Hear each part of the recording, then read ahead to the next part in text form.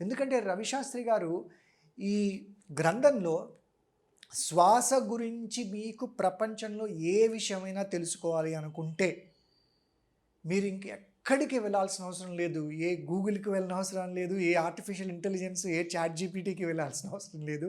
అదంతా కూడా ఈ శ్వాస అనేటువంటి ఈ అద్భుతమైనటువంటి ఒక ట్రెజర్ అని చెప్పొచ్చు. ట్రెజర్ బాక్స్ అంటారు కదా! మన బాక్స్ ఓపెన్ చేస్తే దానిలో అంతా ఒక నిధి దాగి ఉంటుంది.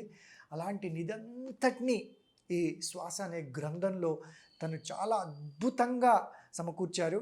అసలు అందులో మీకు శ్వాస ఎక్కడి నుంచి మొదలవుతుంది, ఆ శ్వాస మన శరీరంలోకి ప్రవేశించినప్పటి నుంచి ఏమేమి ప్రక్రియలు అది జరుపుతుంది అంటే, మనకు నాడీ వ్యవస్థ ఉంది, మనకి చక్ర వ్యవస్థ ఉంది, మనకి మన శరీరంలో ఉన్నటువంటి అవయవాలు ఉన్నాయి, ఎన్నో గ్రంథులు ఉన్నాయి, ఎండోక్రైన్ సిస్టమ్, ఫిజియలాజికల్, మీరు సైంటిఫిక్గా మాట్లాడితే ఇన్ఫ్యాక్ట్ ఇది ఒక సైంటిఫిక్ మాన్యువల్ అని కూడా చెప్పచ్చు.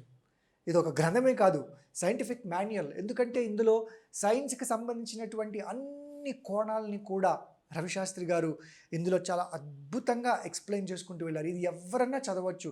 ఈ స్కూల్కి వెళ్ళే విద్యార్థుల నుంచి కోర్స్ రిటైర్ అయిపోయి చక్కగా ఒక ఆధ్యాత్మిక జీవితం గడుపుతూ ఆధ్యాత్మిక ఉన్నతి కోసం ప్రయత్నం చేసేటువంటి వాళ్ళు, యువకులు, వివాహమైనటువంటి దంపతులు వాళ్ళు చదవాలి. వాళ్ళకు కూడా ఇందులో ఎన్నో రహస్యాలు ఉన్నాయి. అసలు ఈ జీవితాన్ని ఎలా జీవించాలి అనేటువంటి ఒక మాన్యువల్ అని చెప్పచ్చు.